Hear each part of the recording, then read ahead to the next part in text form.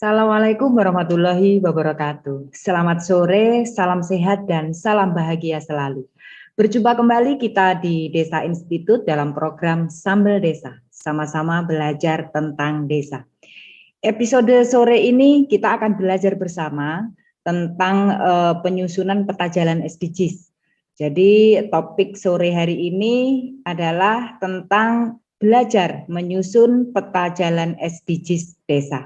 Dan yang akan menjadi pemantik materi di sore hari ini dengan topik hari ini, beliau adalah Kang Imanuddin, Kang Imanuddin ST, TPP dari Kecamatan Baduraden, Kabupaten Banyumas.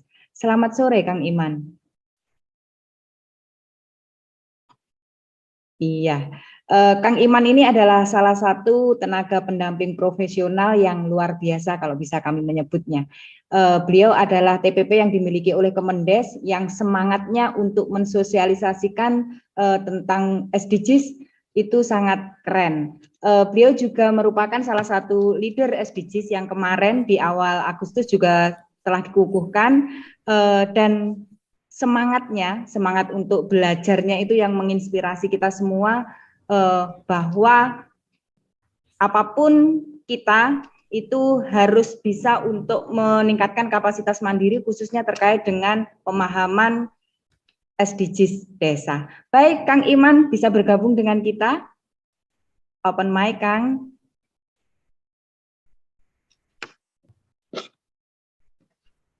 Ya, Kang Iman. Bisa open mic? Sebentar. Kang Iman belum bisa masuk. Kang? Ya, Kang Iman belum bisa masuk ya? Tes. Oh iya, selamat sore Kang Iman. Bisa mendengar suara kami? Gimana? Sudah bisa bergabung?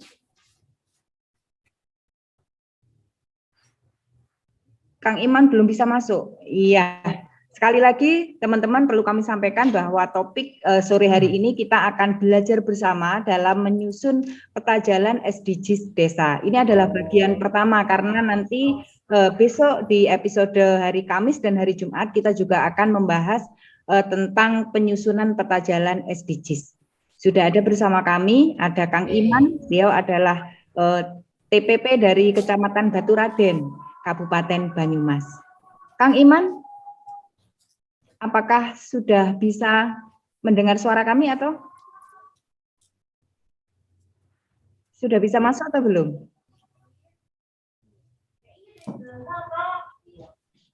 Ya, Kang Iman.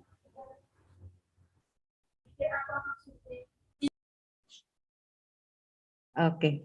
Mungkin masih ada kendala tentang teknik untuk Kang Iman bisa masuk ke forum Zoom sore hari ini. Perlu kami sampaikan teman-teman bahwa Sambal Desa itu adalah forum untuk kita belajar bersama.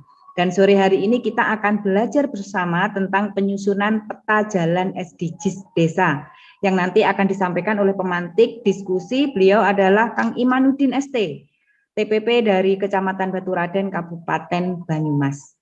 Kang Iman, selamat sore.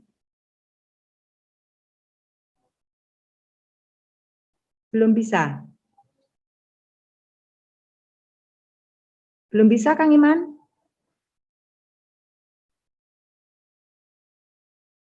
Kita masih menunggu, mungkin masih ada kendala teknis, sehingga Kang Iman belum bisa bergabung dengan kita.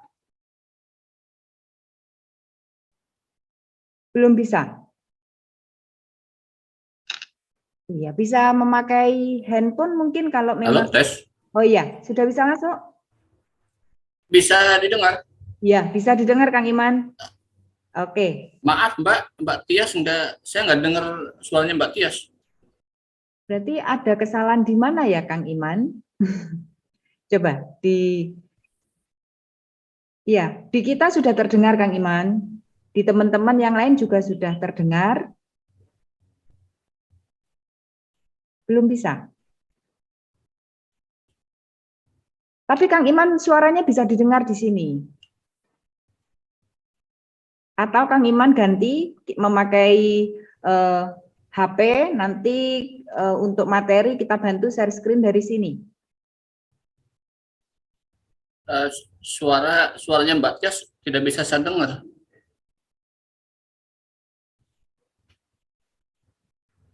Kang Iman, handsetnya dilepas saja.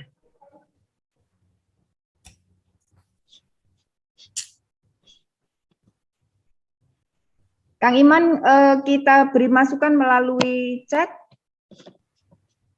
Ya, coba dicek di chatnya. Oke, bisa langsung disampaikan Kang Iman, karena kita bisa mendengar suaranya Kang Iman dari sini. Oke, terima kasih. Maaf Mbak Tias atas keterbatasannya karena suara Mbak Tias tidak bisa saya dengar itu. Ya, bisa langsung disampaikan materinya. Kita bisa mendengar sangat jelas Kang Iman, jadi Kang Iman bisa langsung menyampaikan materinya.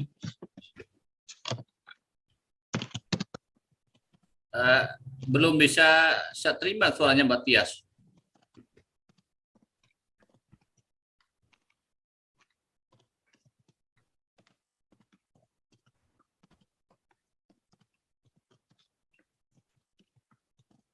Monggo materi langsung disampaikan Kang Iman. Coba sama Mbak Tias dilanjut dulu. Saya coba untuk keluar, nanti masuk lagi ya. Oke. Oke. Baik teman-teman. Iya. Perlu kami sampaikan lagi bahwa Sambal Desa hadir setiap hari. Di hari Senin sampai hari Jumat jam 4 sampai jam 5 sore waktu Indonesia Barat. Untuk episode hari ini kita akan belajar bersama tentang penyusunan peta jalan SDGs.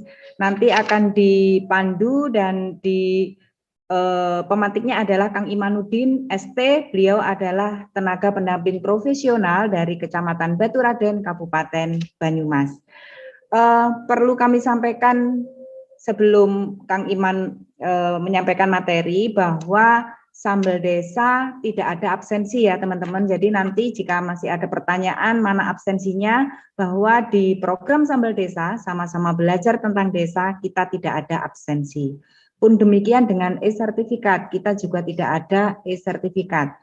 E-sertifikat hanya akan kita berikan kepada pemantik diskusi yang memberikan materi topik di episodenya Sambal Desa. Bagi teman-teman yang ingin berbagi ilmu dan pengalaman, Sambal Desa memberi ruang, sekali lagi memberi ruang di hari Senin sampai hari Jumat, jam 4 sampai jam 5 sore waktu Indonesia Barat. Baik Kang Iman, sudah bisa bergabung lagi dengan kami? Iya, sambil menunggu materi sore hari ini sangat menarik tentang penyusunan peta jalan SDGs desa. Perlu kita ketahui bersama bahwa untuk pencapaian goals dari Sustainable Development Goals itu adalah semua tercapai di tahun 2030. Jadi bagaimana suatu desa menyusun perencanaan sampai di tahun 2030 agar SDGs tercapai, indikator-indikator yang ada di SDGs tercapai, nanti akan kita bahas dan kita akan belajar bersama untuk membuat peta jalan SDGs. Dan nanti kita akan dipandu oleh Kang Imanuddin, beliau adalah TPP dari Kabupaten Banyumas di Kecamatan Baturaden. Oke, sebelum Kang Iman masuk karena kayaknya ini ada kendala teknis, mungkin teman-teman sudah ada yang menyusun peta jalan SDGs di sini, di forum ini. Nanti bisa raise hand untuk kita belajar bersama dan menyampaikan tentang peta jalan SDGs dan bagaimana penyusunannya. Kalau ada yang sudah pernah menyusun dan mendampingi desa dalam penyusunan peta jalan SDGs, bisa raise hand di sini dan kita akan belajar bersama untuk menyusun peta jalannya.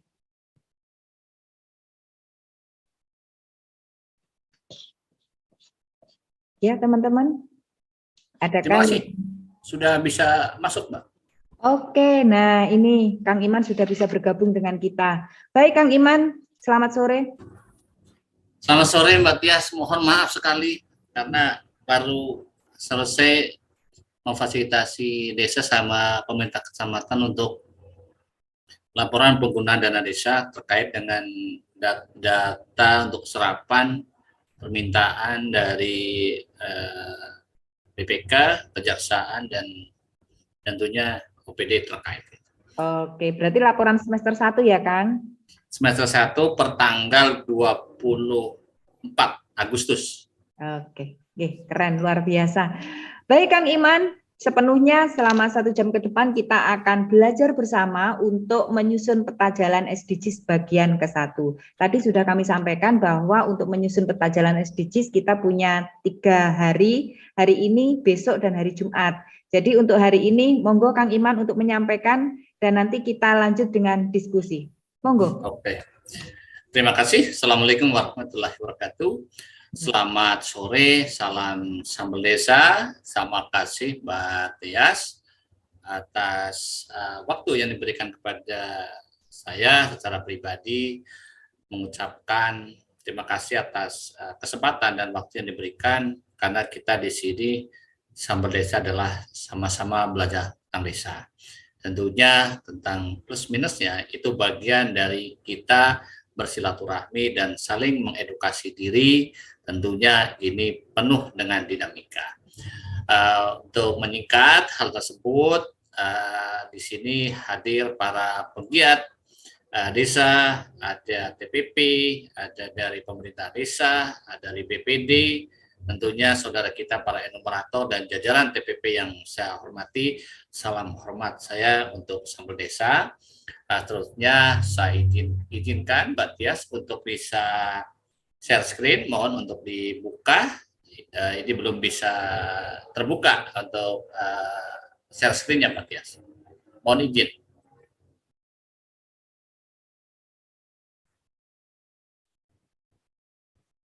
Oke, siap. Nah, ini adalah peta jalan SDGs. Kami mohon seluruh yang hadir di Zoom meeting izinkan saya untuk menyampaikan. Yang lain mohon untuk bisa di-mute biar nanti kita komunikasinya bisa saling berkesinambung gitu. Terima kasih. Ini adalah slide di awal tentang peta jalan SDGs desa. Karena di Banyumas itu ternyata sudah ada regulasinya tentang penyusunan target itu. Saya lanjutkan di berikutnya adalah ini pokok bahasan tadi yang disampaikan oleh Mbak Tia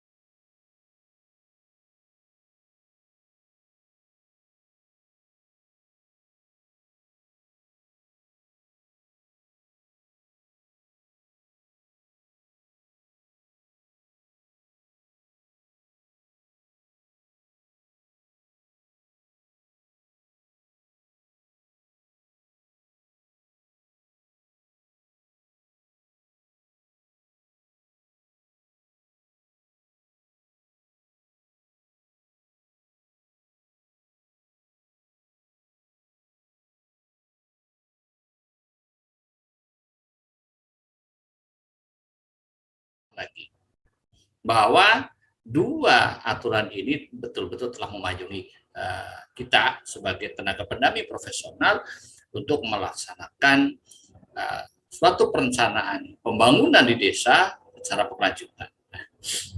Berikutnya adalah ini harus kita pahami, ternyata masing-masing daerah itu juga ada tentang sebuah perencanaan pembangunan jangka menengah daerah. Ini biasanya melekat pada posisi dari kepala daerah terpilih. Nah, kalau bahasa saya adalah regulasi daerah atau kabupaten atau kota tentang rencana pembangunan jangka menengah daerah. Kalau di Banyumas itu adalah Perda nomor 1 tahun 2019 tentang RPJMD Kabupaten Banyumas. Ini yang sering sekali kita, ini kan prioritas pembangunan desa harus begini. Gimana Mbak Tias gitu ya? Oh iya ini bagus gitu, tapi lupa Mbak Tias. Ada nggak cantolannya RPJMD daerah kabupaten, misalnya Kabupaten Trenggalek itu? Dan ternyata apa yang diprioritaskan penggunaan dana desa itu ya jalan, tetapi jangan lupa ada subsidiaritas daerah, desa untuk mengembangkan daripada proses pembangunan berlanjutan. Maka kita lihat, jangan sampai perdesnya itu atau ketentuan yang dihasilkan di musyawarah desa itu bertabrakan dengan regulasi yang di atasnya. Karena apa? Dalam proses pembangunan ini harus saling berkolaborasi dan ada sebuah sustain gitu ya, berkelanjutan gitu. Nah, terus ini tentunya akan disikapi oleh pemerintah daerah agar programnya nasional masuk ke kabupaten kota, akhirnya kabupaten kota menuntun bagaimana desa itu bisa membuat perencanaan yang saling berkesinambungan. Nah, kalau di Banyumas itu ada surat edaran Bupati tentang penyusunan RPJM desa dan RKPD desa. Itu di sini saya sebutkan bahwa keluar SE Bupati Banyumas nomor 05-929-2022 tentang penyusunan RPJM desa tahun 2022 sampai tahun 2027 dan RKPD tahun 2023, dan kebetulan surat ini keluar tanggal 11 Februari 2022. Jadi saya salam hormat kepada beliau, Bupati saya telah memberikan arahan bagaimana sebuah perencanaan pembangunan sampai di tingkat desa. Dan di sini akan menjadi sebuah kekuatan bahwa semuanya itu saling menguatkan. Nah, bagaimana kalau misalnya daerah itu belum memiliki? Tentunya urutan-urutan regulasi yang tadi saya sebutkan itu menjadi sebuah tindak lanjut. Kalau memang bisa diturunkan, ya mohonlah. Kita sebagai tenaga pendamping profesional adalah untuk memfasilitasi. Siapa yang difasilitasi? Yaitu adalah desa. Sekali lagi desa.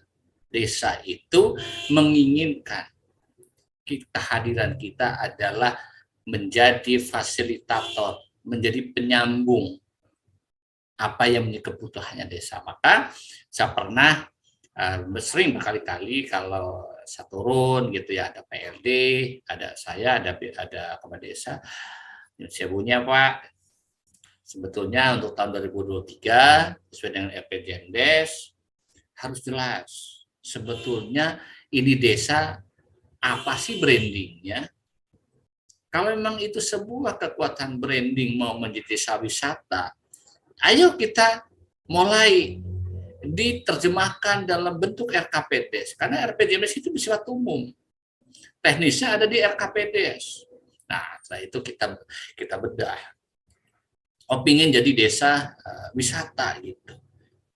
Terus kita gali potensinya, kita siapkan perangkatnya, kita siapkan SDM-nya. Tentunya ada sebuah regulasi yang harus kuat dulu. Jangan ujuk-ujuk, wah Pak, ini dana desa boleh buat bangun ini. Iya, nggak apa-apa kok. Ya betul-betul. Nah, kita hanya padahal desa itu ada sebuah guidance.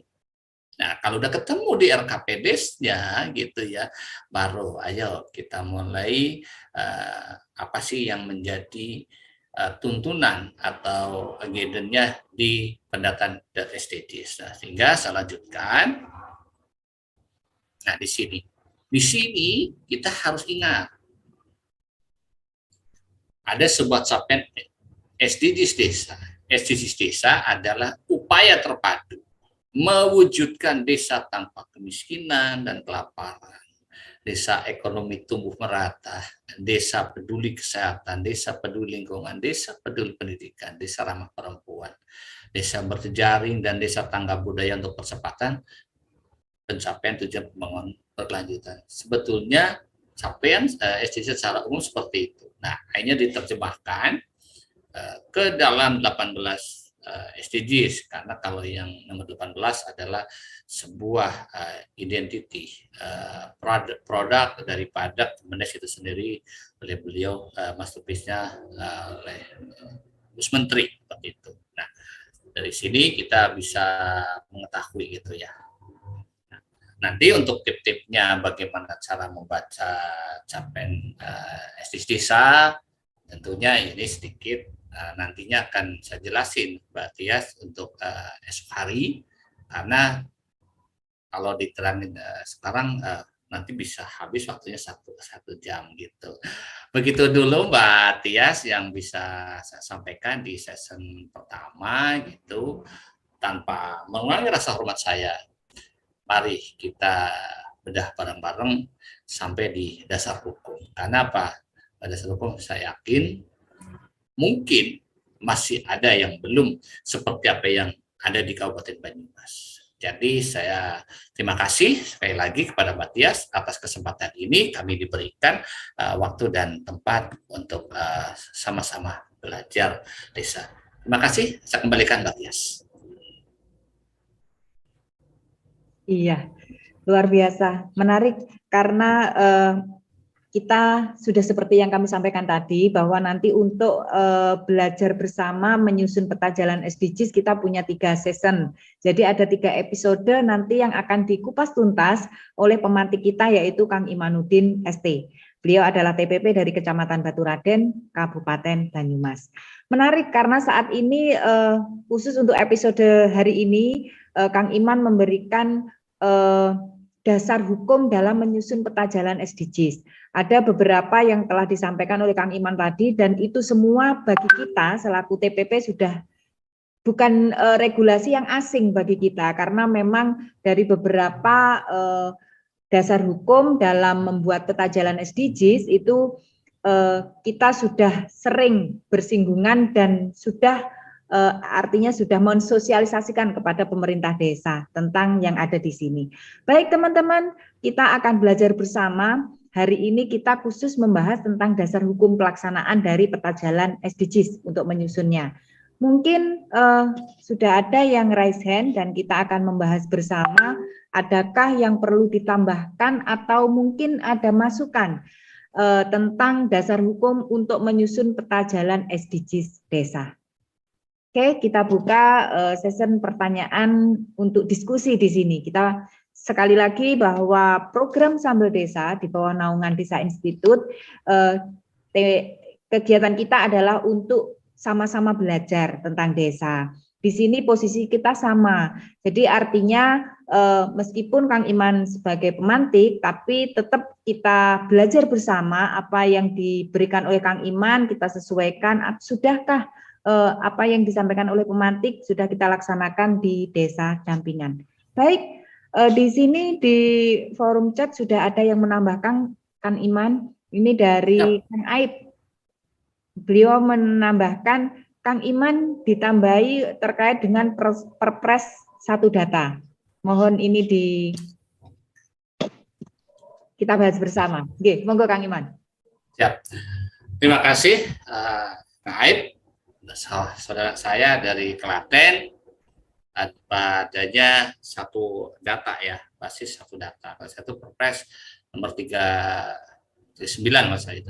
Oke, saya siap nanti untuk saya tambahkan, Pak Saib. Terima kasih, Mbak Tias. Iya, karena memang Perpres 1 data itu salah satu dasar hukum untuk menyusun peta jalan SDGs. Oke, masih adakah yang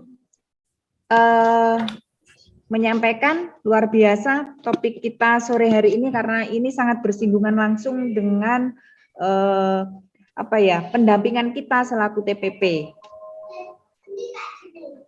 Ada lagi yang bertanya? Ada lagi yang di sini yang ini adalah dari Bang Hamzah Rali. Boleh kami sampaikan di sini ya, kami bacakan. Dalam pelaksanaan SDGs desa tentu akan lebih sistematis jika desa membuat peta jalan SDGs desa. Lalu seberapa pentingkah daerah kabupaten membuat rencana aksi daerah kabupaten dalam pelaksanaan SDGs? Ataukah tidak perlu tapi langsung saja mengacu pada RPJM kabupaten? Monggo, Kang Iman. Terima kasih. Tentang rencana aksi daerah, itu yang membuat adalah provinsi. Sesuai dengan yang saya pelajari di SDG nasional, bahwa RAD itu sampai tingkatan provinsi. Untuk kabupaten itu hasil daripada musrembang kabupaten itu menjadi penyusunan RAD di tingkat provinsi. Nah, sehingga dari apa yang tadi saya sampaikan gitu, apakah itu langsung menggunakan RPJMD? Iya, RPJMD itu kan dalam penyusunannya kabupaten itu mengacu RAD-nya masing-masing provinsi. Seperti di Jawa Tengah juga ada.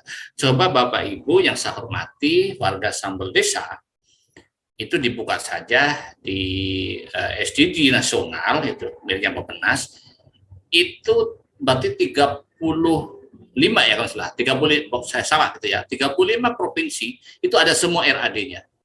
Kalau kita baca itu detail, saya pernah, karena saya Jawa Tengah ya, saya membuka punya Jawa Tengah, terus saya buka, saya ngedownload juga RPJMD-nya Kabupaten Banyumas, sehingga pada saat saya mendampingi dalam penyusunan RPJMD, saya pun mengacu ke situ. Begitu juga kemarin pada saat adanya pendataan data SDG tahun dari mulai berlaku masuk di RKPDes tahun 2022, saya pun telah mengacu ke arah situ. Memang ada tambahan-tambahan di sel-selnya, ya kita tambahin aja. Tapi kita hanya mengiyakan bahwa kegiatan itu adalah bagian dari sebuah capaian SDG. Seperti kemarin kan juga dijelaskan oleh beliau Bu Novi di webinar. Begitu Mbak Dias. Oke, menarik. Begini Kang, mungkin begini, kalau kita selaku TPP mungkin kan sudah tahu alur untuk menyusun peta jalan SDGs. Tapi di Sambal Desa forum ini kan terbuka untuk umum. Mungkin dari pemerintah desa belum tahu betul ataupun memang sudah tahu tapi belum paham betul tentang peta SDGs, peta jalan SDGs. Mungkin kan Imam bisa memberi gambaran ringkas apa dasar untuk membuat peta jalan SDGs. Kalau kita tahu, kalau TPP kan jelas tahu bahwa dasarnya adalah hasil rekomendasi dari dashboard yang sudah dimigrasi datanya. Tapi mungkin kalau Kang Iman yang menyampaikan lagi di sini, karena banyak di sini ini ada pemerintah desa, ada warga yang lain yang mengikuti program Sambal Desa melalui channel YouTube, bisa Kang Iman sampaikan. Itu satu. Kemudian yang kedua, keterkaitan dengan mungkin juga masih ada pemerintah desa yang kalau kita sudah buat RPJM, kenapa kita harus buat peta jalan SDGs? Nah, mungkin Kang Iman bisa memberikan gambaran. Monggo, Kang. Oke, terima kasih. Jadi begini, RPJM desa itu sifatnya kan global. Dan teknisnya itu kan ada di tahapan di Permendes 21 2022 itu ada bahasa review. Artinya review itu bukan merubah apa namanya satu bendel, tetapi reviewnya itu kegiatannya nanti yang belum tercover di RPJM itu nanti teknisnya ada di RKP. Jadi kadang-kadang pemahamannya review itu membongkar RPJMDes yang dibuat ini mau selesai masa harus direview. Nah, padahal pengertian itu reviewnya, pengetahuan saya sendiri adalah nanti kegiatan yang belum terlaksana itu akan dilaksanakan di RKP dengan perubahan-perubahan sesuai dengan regulasi yang sekarang. Dan saya ini Permendes 21 tahun 2020 lahir di saya itu tahun 2019 Pilkades. Kami tidak melakukan itu, tidak merubah RPJMDes. Kami melakukan adalah perbaikan-perbaikan di dalam RKPDes, karena kan dasarnya RKPDes kan jelas. Di antaranya adalah RPJMDes. Nah, seperti itu. Coba kita buka barang-barang daripada isi dari RPJMDes seperti itu secara umum. Begitu, Matias. Oke. Dan tadi apa yang disampaikan, apa perlu pakai peta SDGs? Ya perlu, karena apa? Ini kan di dalam peta jalan SDGs itu data primernya itu berasal dari proses pendataan yang pada saat itu tahun 2001 itu dimulai di bulan Januari, Februari, Maret itu. Nah, dari situ keluar apa yang tadi disampaikan, dan tentang bentuk rekomendasi tentunya besok akan saya sampaikan sampai dengan selesai, karena besok di sesi kedua akan saya tampilkan rekomendasi dan bagaimana kita membacanya, karena apa yang nanti akan menyambung apa yang kemarin disampaikan oleh beliau Bu Novi. Karena tanpa ada peta itu kan penunjuk gitu kan. Jadi ini lahannya, nanti ada tadi yang saya gambarkan. Nah ini kan peta jalan SDGs saya kasih di sini sebelah gambar itu ada desa sehat dan sejahtera ke kiri, terus tanpa kemiskinan ke kanan agak berdiri, terus layak air bersih ke kiri akan bagaimana.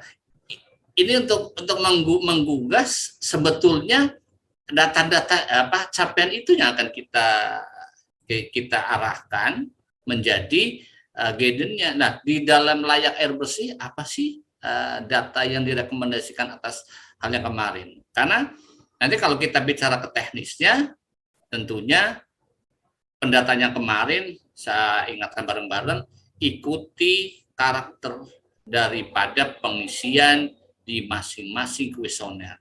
Kalau bahasanya itu, kalau di karakternya itu aritmetik ya ikuti, numerik kita ikuti numerik, jangan dibolak-balik. Nanti kalau dibolak-balik nanti menjadi NA, tidak bisa terbaca seperti itu. Ya kalau memang suruh kosong ya kosong itu, jangan kosong nggak diisi, nanti not available, nanti ini gimana sih datanya nggak bisa dibaca, ini gara NA apaan sih NA ya, itu kan dia biasa lah gitu kan. Nah, oke, gitu Matias. Iya, menarik Kang Iman. Jadi secara garis besar bisa kami sampaikan bahwa RPJMDes itu sifatnya global. Untuk mencapai visi misi kita perlu peta, gitu. Jadi dan saat inilah kita belajar bersama untuk menyusun peta jalan dalam mencapai apa yang sudah direncanakan dalam RPJMDes. Baik, di sini sudah ada yang raise hand, ada Kang Tatang Nurdian, TPP Kabupaten Sanggau. Monggo Kang. Sanggau ya, monggo open mic. Open mic Kang Tatang. Iya.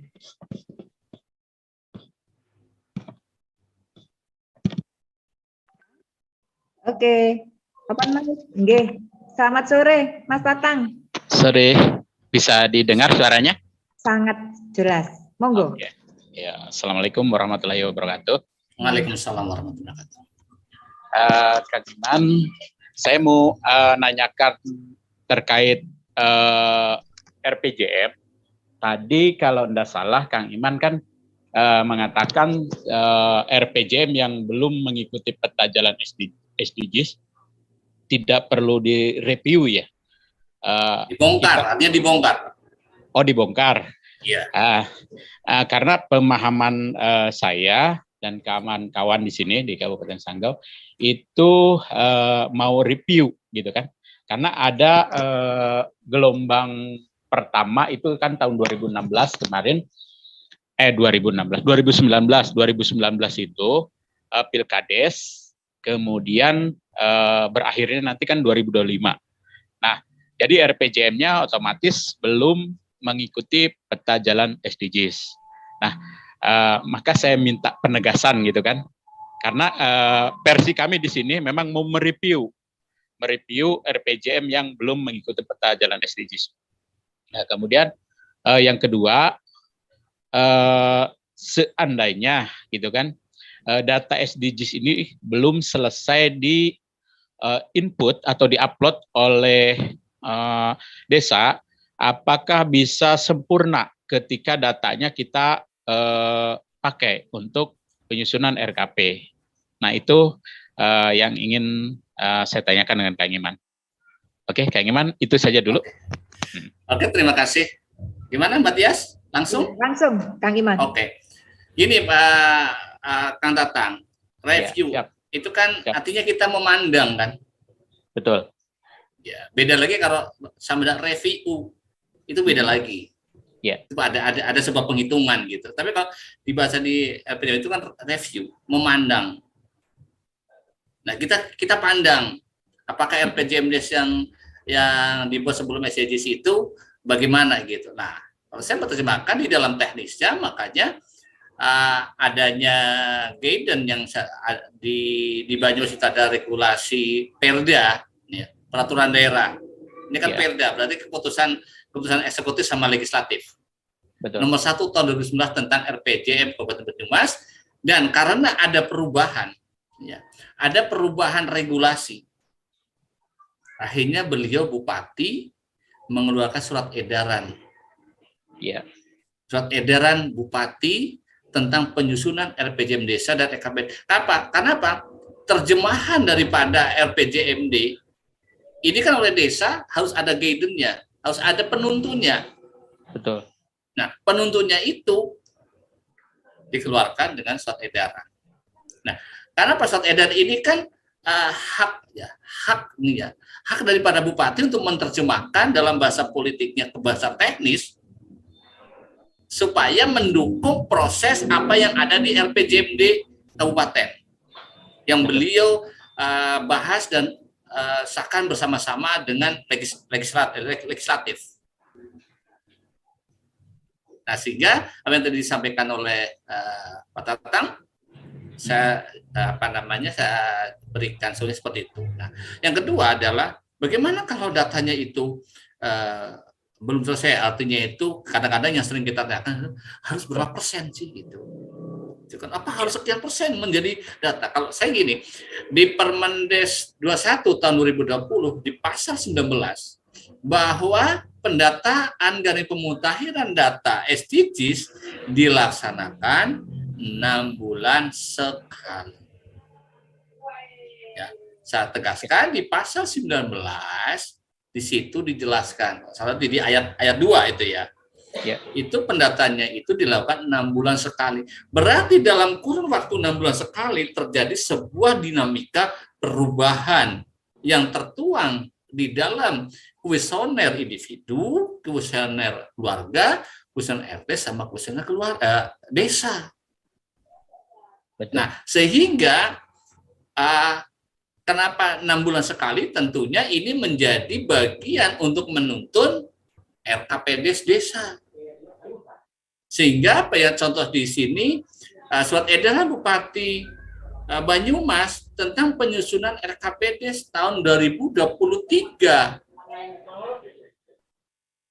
Nanti 2024 ada seperti apa fenomena yang harus ada di Kabupaten Banyumas dalam menuntun sebuah peta dalam perwujudan prioritas nasional daerah, itu tentunya harus didukung oleh desa. Nah, karena pas sedikit saya buka ya Mbak Tias tentang surat edaran itu biar kita bareng-bareng.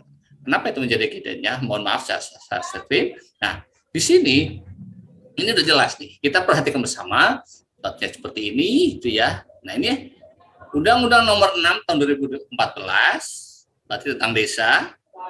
Oke ya, clear ya.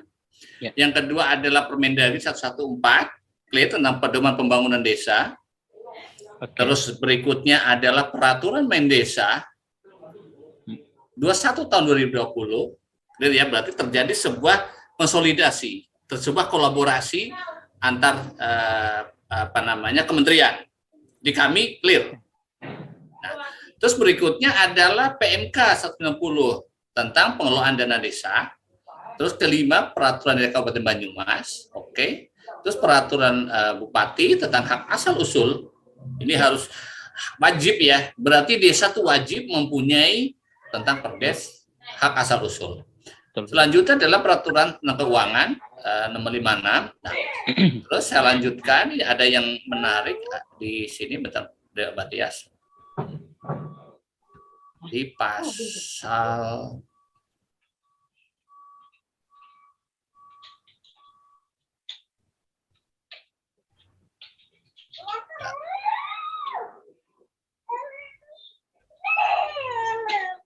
Nah, di sini, di huruf E, penyelarasan arah kebijakan pembangunan desa dan pemberdayaan masyarakat desa dilakukan melalui penyusunan peta jalan SDGs desa oleh kepala desa. Nah, peta jalan SDGs desa sebagaimana dimaksud kalau di Permendesa itu, ini isinya yang petikan E itu ada di pasal 12. Pasal 12 Permendesa 21 tahun 2020. Artinya tadi yang saya sebutkan, dasar hukum keluarnya SE ini sudah terjawab secara teknis di sini, Pak Tatang. Ya, siap. Nah, di sini minimal memuat sasaran SDGs desa. Kondisi objektif pencapaian SDGs desa. Permasalahan dan solusi dalam upaya pencapaian SDGs desa, potensi dan sumber daya untuk pencapaian SDGs desa, terakhir rancangan program dan garis miring atau kegiatan pembangunan desa. Artinya antara rancangan program bisa itu beririsan atau jadi pilihan karena dan garis miring atau. Ya. Nah, disinilah Om Tatang bahwa ini akan semakin jelas. Nah, bagaimana apabila daerah-daerah itu belum ada guidance seperti ini, yang harus kita lakukan adalah mari kita dorong OPD terkait untuk bisa memberikan guidance-nya tentang penyusunan teknis dalam implementasi perencanaan pembangunan di desa. Bisa kok, itu kalau mau dibuat, kalau kalau di kami mau strategi bupati, mau perda, itu hak masing-masing daerah dan tentunya adalah kepala daerah yang memiliki otoritas seperti ini. Begitu Pak Tatang yang bisa saya sampaikan. Nanti ada teman yang lain memberikan tambahan, saya persilahkan. Begitu Mbak Tias. Oke, menarik ya Bang Tatang ya. Luar biasa. Terima kasih banyak nih. Iya, hari ini memang memberikan pembelajaran bagi kita di mana ini tidak diberikan di pelatihan secara reguler. Jadi memang kita selaku pendamping profesional perlu meningkatkan kapasitas mandiri melalui forum apapun, termasuk salah satunya adalah di sini, sama-sama belajar tentang desa. Baik, masih ada yang raise hand, satu lagi, Bang Nur Hadi. Monggo, open mic Bang.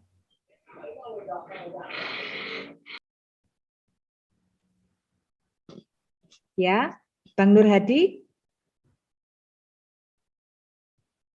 Di sini Bang Nur Hadi sudah raise hand. Monggo untuk open mic dan menyampaikan mungkin pertanyaan atau sharing pengalaman tentang penyusunan peta jalan SDGs. Ya, halo. Ya, ya masuk. Sudah. Ya,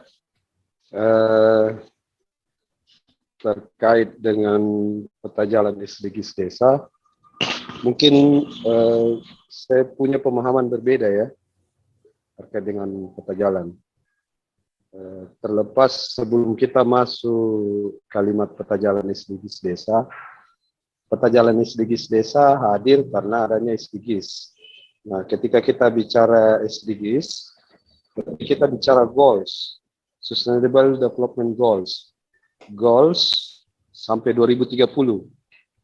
Sehingga yang saya pahami bahwa peta jalan SDGs desa adalah sebuah arah kebijakan, dan itu juga dibahasakan di Permendes 21 di pasal 12. Arah kebijakan sampai 2030. Sehingga peta jalan SDGs desa, kalau kita mau sederhanakan, adalah gabungan 2 RPJM sampai 2030. Seperti itu. Jadi bukan sebaliknya, justru yang lebih general adalah peta jalan dibandingkan dengan RPJM. RPJM ini lebih kepada menurunkan peta jalan. Makanya sebenarnya kalau kita mau bicara pencapaian SDGs yang harus dan wajib sebenarnya yang harus dibuat oleh desa sebelum RPJM, kalau kita mau bicara ideal adalah peta jalan. Dari peta jalan inilah kemudian diturunkan dalam bentuk RPJM. RPJM untuk 6 tahun ini sampai tahun berapa, sampai RPJM sampai tahun 2030. Nah, kalau kita membaca Permendes 21, itu di pasal 12, di ayat 2, kan di situ jelas peta jalan SDGs desa sebagaimana dimaksud pada ayat 1, itu berisi sasaran SDGs desa. Nah, kalau bicara sasaran berarti kita bicara indikator goals. Kan seperti itu. Nah, beda halnya ketika kita bicara program, maka kita akan bicara indikator outcome. Kan seperti itu. Nah, kalau bicara sasaran, berarti kita bicara indikator goals. Apa aja indikator goals? Saya kira kan sudah ada di dari indikator SDGs, masing-masing SDGs. SDGs 1, indikatornya apa? SDGs 2 apa? SDGs 3 apa? Nah, terkait rencana aksi dari peta jalan SDGs desa, inilah yang kemudian jadi bahan-bahan pertimbangan itu bagaimana mencapai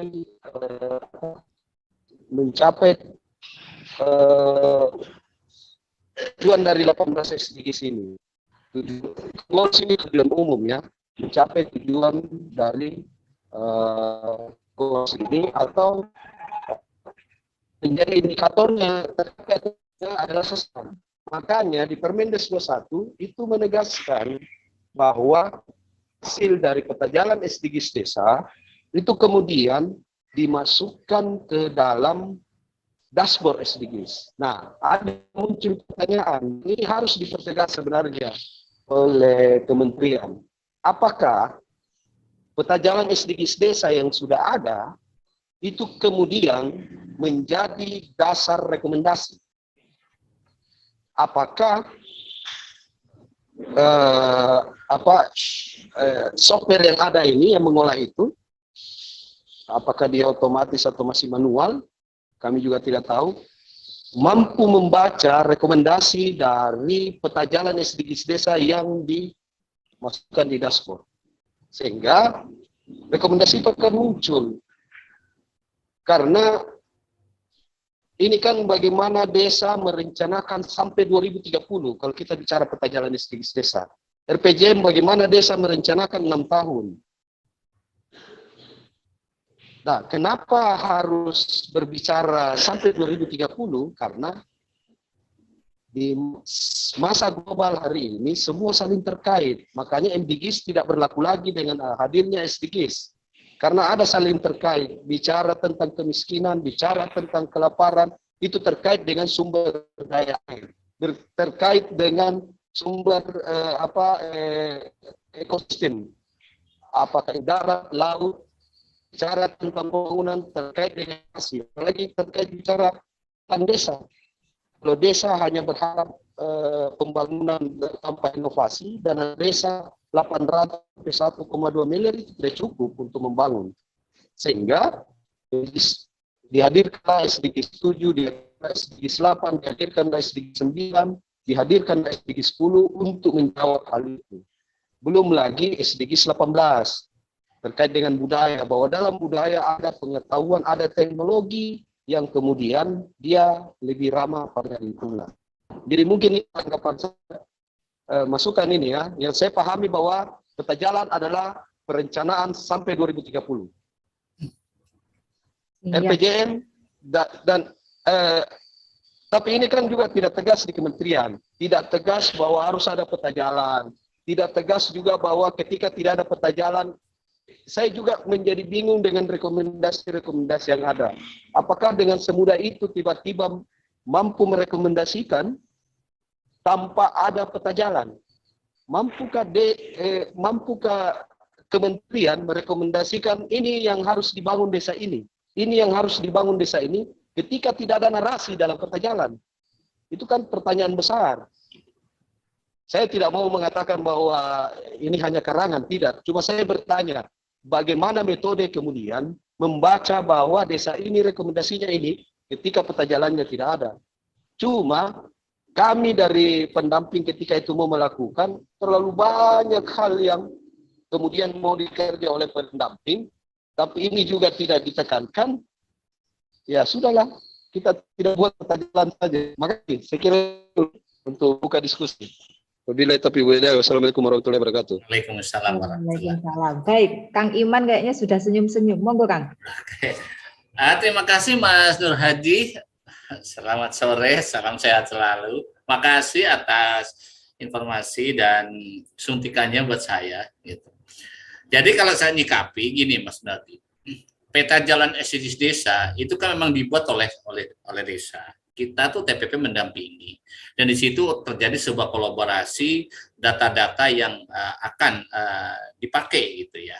Nah, di situ disebutkan di Permendes 21 ataupun tadi yang saya contohkan di surat edaran Bupati itu minimal memuat. Kan? Minimal. Ternyata oleh Permendes ataupun oleh di kami, di kabupaten kami ada gini harus membuat peta jalan minimal memuat A, B, C, D, E. Apakah boleh lebih? Boleh. Nah, insya Allah besok di hari session terakhir akan saya pampang, saya bentangkan peta jalan SDGs yang saya buat dalam pendampingan dan menerjemahkan apa yang tadi disampaikan oleh Mas Nur Haji, data-data dari capaian SDG 1, sasarannya apa, indikatornya apa, sehingga akan terjawab yang tadi minimal memuat 5. Apakah berarti 5? Enggak apa-apa. Ya boleh, karena minimal berarti kita penuhi. Dan dari minimal itu sudah dituntun oleh dashboard SDGs. Ada 2 indikator yang sudah ada. 3 menerjemahkan yang minimal ditambah 3, terus tambah lagi. Nah, apa yang tadi disampaikan Mas Haji, bisa Mas. Apa yang menjadi subsidiaritas desa ingin menambahkan, contoh, kemarin apa yang disampaikan oleh beliau Bu Novi, untuk kegiatan dalam proses pencapaian SDGs nomor 1.1.1 tentang kemiskinan, tingkat kemiskinan itu penurunan sampai 0%, itu diantaranya ada 15. Ada 15 yang diberikan oleh Bu Novi, contoh kegiatan untuk menyelesaikan ini, untuk mencapai tujuan 1.1.1. Nah, apakah semuanya itu akan dipakai? Kembali lagi, pada saat kita lihat seperti apa desa itu akan mengambil posisi. Nah, apakah boleh lebih dari di luar 15 yang kemarin dikasihkan? Ya boleh saja. Misalnya gitu ya, kemarin salah satu contoh adalah penyelesaian itu dengan BLTDD. Nah, kita pun BLTDD ada guidance berikutnya. Itu dikhususkan untuk saudara kita yang warga miskin ekstrim. Nah, miskin ekstrim itu didapatkan data dari mana? Kita punya dashboard miskin ekstrim. Nah, ternyata kita juga ada sebuah Perpres 72, ada Impres nomor 4. Nah, semuanya itu menjadi penguat bagaimana desa akan menyelesaikan untuk penghapusan kemiskinan ekstrim di desa itu. Nah, kalau saya menyikapinya adalah dilihat yang miskin, data yang akan menjadi dasar sebuah keputusan oleh desa untuk menuntaskan 1.1.1 itu harus apa? Oh, ternyata yang warga masuk ke sini, kemiskinan itu usia produktif itu 15 sampai dengan 64 tahun gitu. Itu berapa? Terus kondisinya seperti apa? Makanya kan ada kan kondisi pengangguran, setengah pengangguran gitu kan. Nah, terus yang non produktif, apakah itu lanjut usia hidupnya itu dengan keluarganya, atau beliau itu adalah mbah-mbah kita itu hidup sendirian. Nah, tentunya data-data ini bisa dicek melalui ada data di data di SDGs, di dashboardnya. Kemarin apa yang disampaikan oleh saudara saya Pak Dea Agus sudah pakai alat namanya dengan pivot table gitu ya. Nah, itu kan menjadi bagian bagaimana desa ingin menyelesaikan capaian SDGs, ada sasaran, ada indikator, ada sebuah kegiatan untuk pencapaian itu untuk masuk tadi disebutkan dalam di dasar hukumnya ada tentang pengelolaan keuangan desa. Ya sudah, karena kita sudah menggunakan sistem pengelolaan desa yang dilakukan oleh BPK, akhirnya ada sebagai kalau kegiatan ini, contohnya BLT, itu masuk di bidang 5, yaitu penanganan bencana, keadaan darurat, dan keadaan mendesak desa. Ngambilnya adalah di sub bidang keadaan mendesak desa, yaitu di 5.3. Nah, sehingga disitulah nanti ada proses musyawarah desa, nanti yang dihasilkan adalah Perkades tentang KPM penerima BLTDD. Itu adalah bagian rangkaian yang seperti itu. Tentang kemarin belum ada peta dan SDGs, belum ada guide-nya seperti ini. Ini adalah sebuah dinamika untuk penyempurnaan sampai tahun 2030. Apakah ini nanti permanen 2030? Kan tadi sudah disebutkan di dalam Permendes Pasal 19. Data ini sifatnya dinamis. Yaitu setiap 6 bulan sekali akan dilakukan proses pendataan dan pemutakhiran. Tentunya nanti dari misal gitu ya, ada sebuah kasus ini diselesaikan dengan BTDD. Kok ini tidak turun? Ya, otomatis akan ada sebuah desa itu ingin menyelesaikan ada apa sih? Kalau turun, oh berarti itu sudah nggak miskin. Terus nanti lama-lama menjadi pencapaian secara nasional bisa terkikis. Begitu Mbak Tias yang bisa saya sampaikan. Memang materi hari ini sangat menarik. Jangan lupa teman-teman, hari ini masih ada keberlanjutannya di 2 episode selanjutnya, yaitu di hari Kamis dan hari Jumat. Tetap ikuti kami ya di program Sambal Desa. Meskipun sudah di penghujung acara, masih ada 2 yang raise hand. Kita beri kesempatan. Monggo, Mas Keturadon, open mic.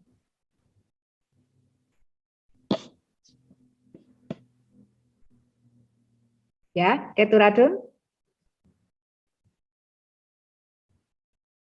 masih bergabung dengan kami. Oh iya, Mbak Adinda Lebak Banten, dipersilakan.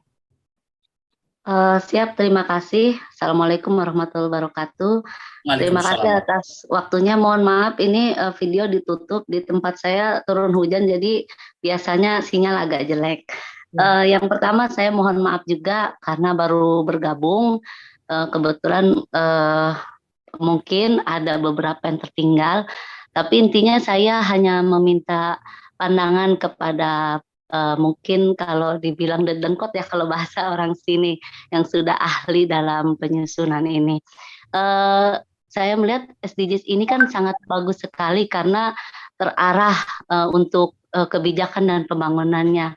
Hanya kalau kita lihat ada pemutakhiran, yang minimal memang dilakukan setiap 6 bulan sekali, itu idealnya dari SDGs, otomatis di situ akan ada rekomendasi program-program yang tidak ditemukan dalam RPJMD sebelumnya. Nah, sedangkan kalau kita melihat RPJM itu kan tidak bisa selalu mengalami perubahan, hanya mengalami perubahan di Permendagri 114 itu jika terjadi peristiwa khusus seperti bencana alam ataupun terdapat perubahan mendasar atas kebijakan pemerintah, baik itu pemerintah pusat sampai dengan kabupaten atau kota. Nah, bagaimana pandangan para ahli ini mengenai SDGs yang memang rekomendasinya sangat bagus, hanya mungkin program itu tidak tidak bisa masuk di RPJM karena bisa masuk, hanya maksud saya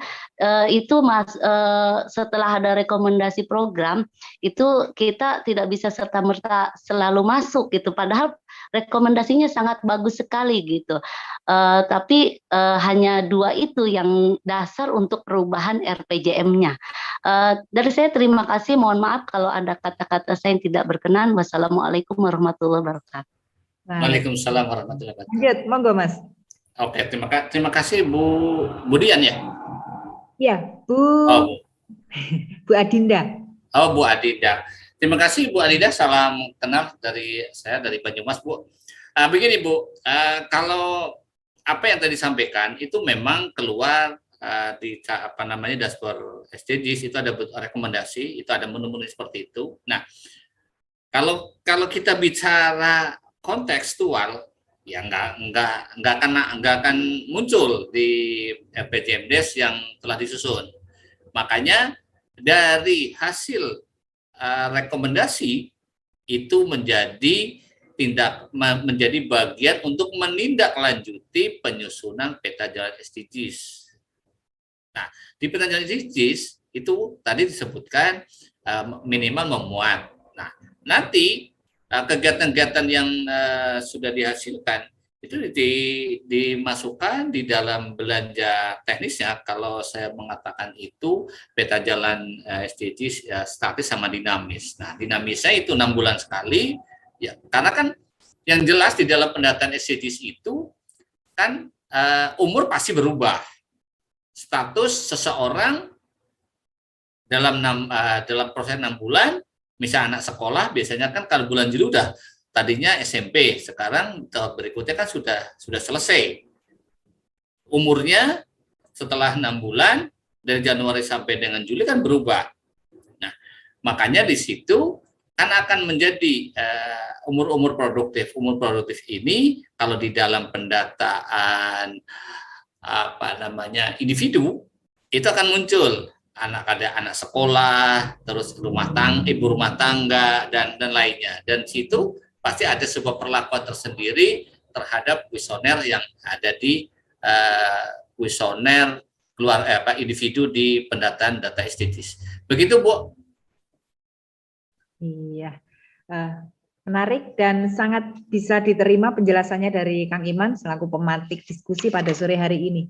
Kita sudah berada di penghujung acara teman-teman, jadi memang acara kita Sambal Desa itu kita mulai jam 4 dan berakhir di jam 5 sore. Tapi jangan berkecil hati karena untuk materi penyusunan peta jalan SDGs kita masih ada 2 episode. Jadi kita akan bertemu lagi dengan Kang Imanuddin besok di hari Kamis dan hari Jumat jam 4 sampai jam 5 sore. Sudah jam 5 lebih Kang Iman. Kalau ada yang masih raise hand, kita lanjutkan besok. Jadi teman-teman besok bergabung lagi bersama kami, baik di Zoom meeting maupun di channel YouTube. Monggo pinarak di channel YouTube-nya Sambal Desa, dan jangan lupa untuk like, subscribe, komen, dan share semua tampilan yang kita berikan di Sambal Desa untuk mendapatkan notifikasi agar teman-teman mendapatkan kabar dari apa yang sudah kita tampilkan. Baik, monggo untuk closing statement, Kang. Oke, terima kasih Mbak Tias.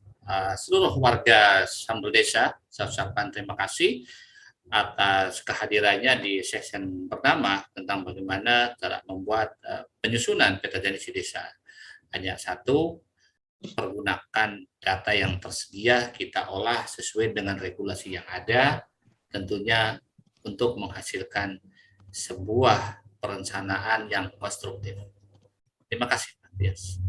Luar biasa. Kita tunggu episode besok di hari Kamis jam 4 sampai jam 5 sore.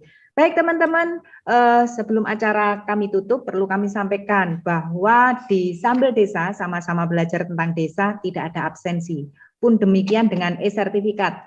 E-sertifikat hanya akan kita berikan kepada pemantik diskusi. Tapi jangan khawatir, di sini meskipun tidak ada absensi, tidak ada e-sertifikat, tapi kami akan memberikan ilmu yang bermanfaat dan tali silaturahmi yang terjalin dengan baik.